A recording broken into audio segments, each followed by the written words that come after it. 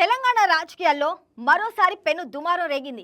BRS party అధికార bank ఖాతాల్లో నిల్వ ఉన్న 1400 కోట్ల ఫిక్స్డ్ డిపాజిట్ల అంశంపై తెలంగాణ రక్షణ సేన అధినేత కల్వకుంట్ల కవిత చేసిన వ్యాఖ్యలు ఇప్పుడు రాజకీయ వర్గాల్లో తీవ్ర చర్చనీయాంశంగా మారాయి. తండ్రి పార్టీ ఆర్థిక వ్యవహారాలపైనే ఆమె బహిరంగంగా ప్రశ్నలు లేవనెత్తడం, అందులోనూ పార్టీ అగ్రనేతలైన కేటీఆర్, హరీష్ రావు పేర్లను నేరుగా ప్రస్తావించడం హాట్ టాపిక్గా మారింది. ముఖ్యంగా ఆ డబ్బు చట్టబద్ధంగా వచ్చింది కాదని, గత బీఆర్ఎస్ ప్రభుత్వ హయాంలో క్విడ్ ప్రోకో విధానంలో ఆంధ్రప్రదేశ్కు చెందిన పెద్ద కాంట్రాక్టర్ నుంచి వసూలు చేసిన సొమ్మేనని చేసిన ఆరోపణలు రాజకీయంగా పెద్ద ప్రకంపనలు సృష్టిస్తున్నాయి.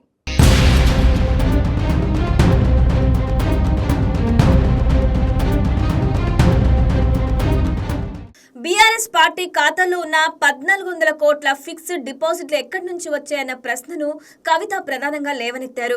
రాజకీయ పార్టీలు విరాళాలు సేకరించడం సాధారణ ప్రక్రియ అయినప్పటికీ ఈ స్థాయిలో భారీ నిధులు ఎలా సమకూరాయనే అంశంపై ప్రజలకు స్పష్టత ఇవ్వాల్సిన బాధ్యత బీఆర్ఎస్ నాయకత్వంపై ఉందని ఆమె అభిప్రాయపడ్డారు. తన ఆరోపణలో ఆమె ఒక అడుగు ముందుకేసి తెలంగాణలో చేపట్టిన భారీ సాగునీటి ప్రాజెక్టులు, అభివృద్ధి పనులను ఆంధ్రప్రదేశ్కు చెందిన కాంట్రాక్టర్లకు అప్పగించారు. దానికి ప్రతిఫలంగా పార్టీ నిధుల రూపంలో భారీ మొత్తాలు వసూలు చేశారని ఆరోపించారు.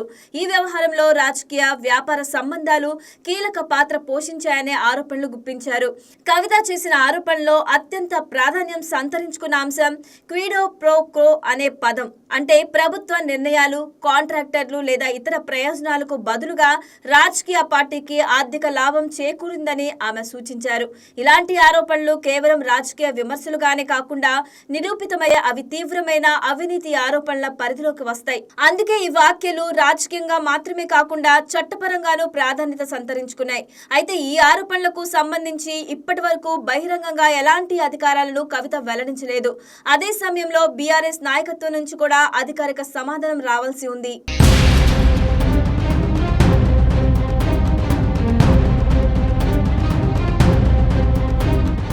కవిత కేవలం ఆరోపణలతోనే ఆగకుండా ఒక రాజకీయ భావోద్వేగ అంశాన్ని కూడా ముందుకు తీసుకొచ్చారు. తెలంగాణ రాష్ట్ర సాధన కోసం ప్రాణత్యాగం చేసిన అమరవీరుల కుటుంబాలకు ఈ 1400 కోట్ల నిధులను పంపిణీ చేయాలని ఆమె డిమాండ్ చేశారు.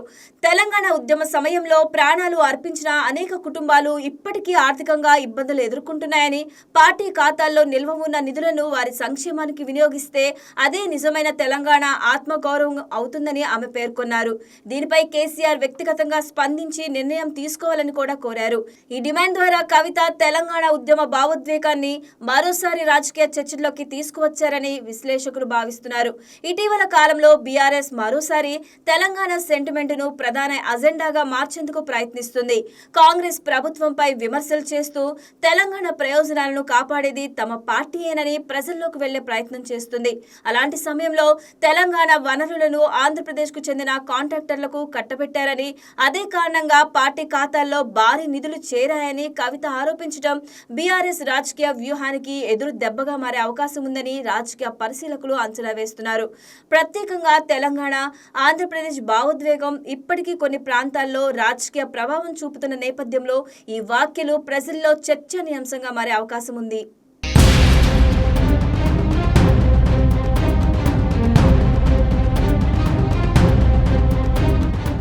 గతంలో కేసీఆర్ స్వయంగా బీఆర్ఎస్ దేశంలోనే అత్యంత ధనిక రాజకీయ పార్టీలో ఒకటిగా ఉందని, పార్టీకి ప్రత్యేక విమానం కూడా ఉందని చెప్పారు. పార్టీ ఆర్థికంగా ఎంతో బలంగా ఉందని ఆయన పలుమార్లు వెల్లడించారు. ఇప్పుడు అదే ఆర్థిక బలం వెనుక ఉన్న నిధుల మూలాలపై ప్రశ్నలు తలెత్తడంతో కేసీఆర్ చేసిన గత వ్యాఖ్యలు కూడా మళ్లీ రాజకీయ చర్చల్లోకి వచ్చాయి. పార్టీకి సంపద ఎలా సమకూరుతుంది? విరాళాల ద్వారా వచ్చిందా, లేక ప్రభుత్వం హయాంలో ఏర్పడిన రాజకీయ, వ్యాపార సంబంధాల ఫలితమా అనే ప్రశ్నలు మళ్లీ వినిపిస్తున్నాయి.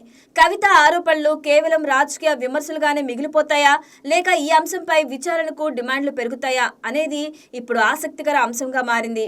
ఒకవేళ ఈ ఆరోపణలను కాంగ్రెస్ ప్రభుత్వం లేదా ఇతర రాజకీయ పార్టీలు అధికారికంగా స్వీకరించి దర్యాప్తు కోరితే పరిస్థితి మరింత తీవ్రం కావచ్చు. అదే సమయంలో బీఆర్ఎస్ ఈ ఆరోపణలను పూర్తిగా ఖండిస్తూ చట్టపరమైన చర్యలకు కూడా సిద్ధమయ్యే అవకాశం ఉందని రాజకీయ వర్గాలు భావిస్తున్నాయి.